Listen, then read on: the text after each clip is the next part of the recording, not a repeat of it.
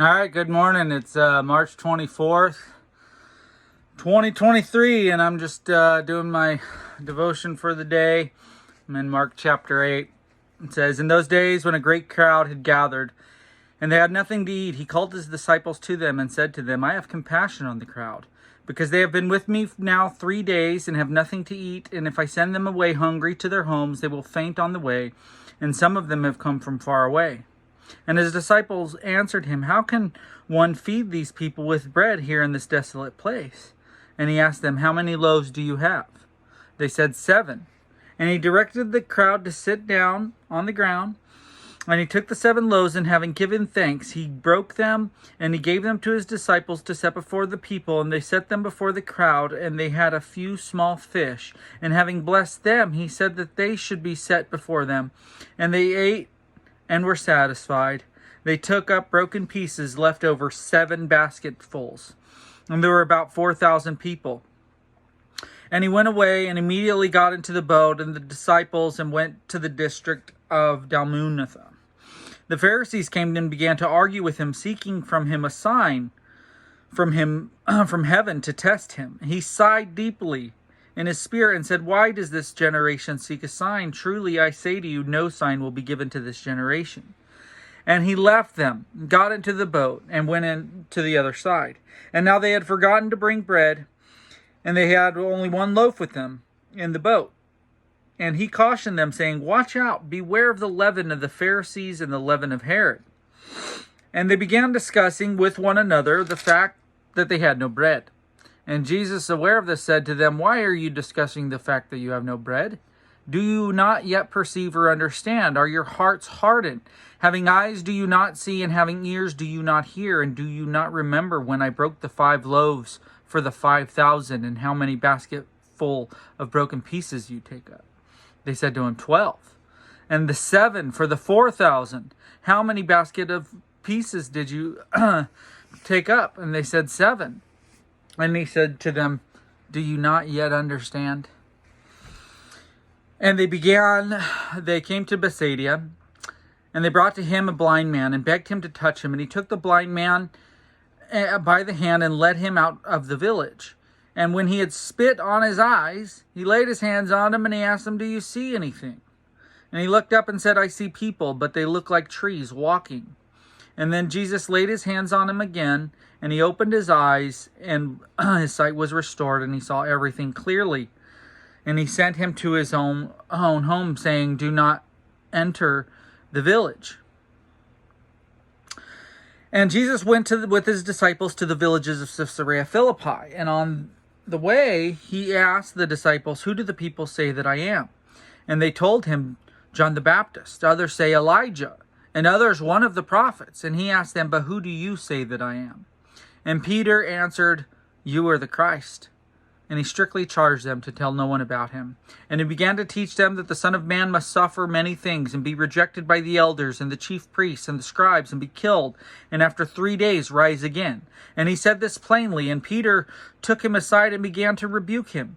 But turning to his disciples, he rebuked Peter and said, "Get behind me, Satan, for you are not setting your mind on the things of God, but on the things of man."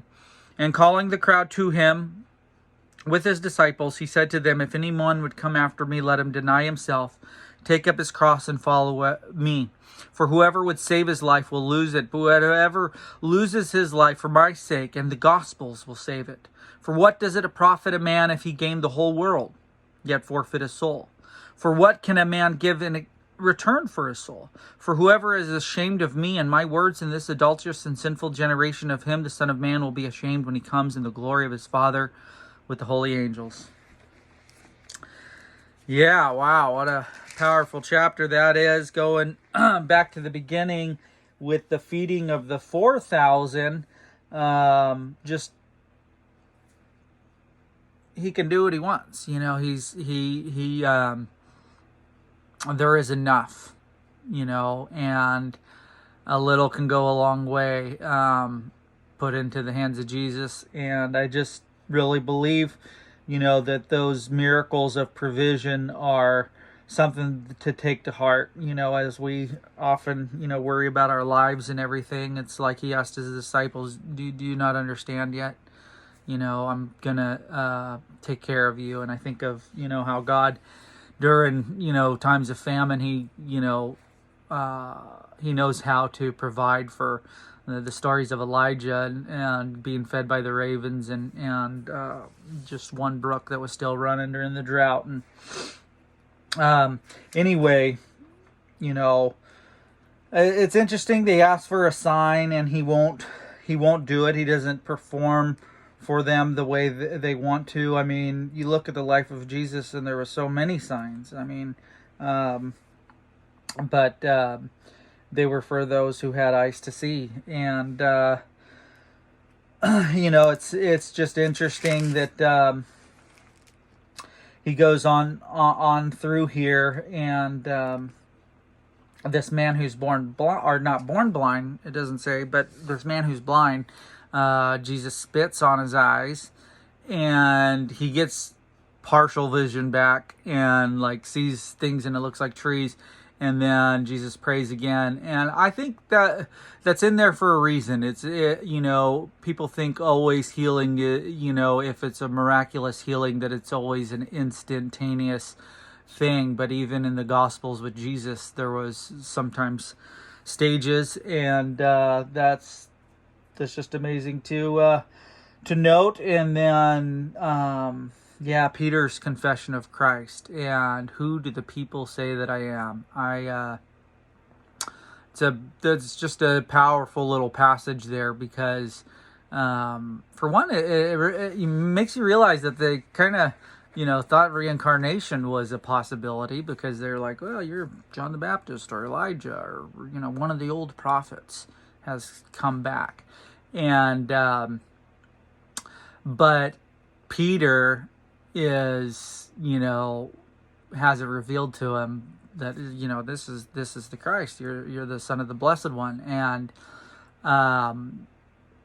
just a minute later, Peter's being rebuked. Get behind me, Satan. And it just goes to show, 1 minute Peter's got his he's having things revealed to him by God, and he's got real insight. And then the next minute, he's being rebuked for having the mind of men and not the mind of God. I very much take comfort in the fact that even the Bible heroes like Peter really we're up and down and weren't always in the right. And then just Jesus is calling that if anyone would come after me, let him deny himself and take up his cross. And I just think that's such a challenging thing, to not just go after what you want and not fulfill your own desires, but to lay your life down for the gospel. And Jesus said, you're going to try to preserve your life and you're going to lose it. But if you'll give it up for me and the gospel, you're going to find it. And I just think that's an amazing promise. There's a great quote that says, he is no fool who gives up what he can't keep to gain what he cannot lose. And what would you give in exchange for your soul? What would it profit to gain the whole world and forfeit your soul? And then just the not being ashamed of Jesus and his words,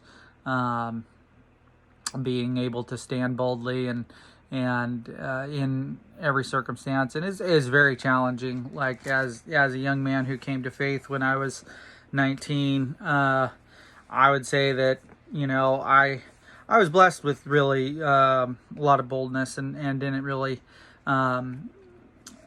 struggle with that. But through the years, being a pastor, different situations, getting divorced, all these, entering a different stage in life, and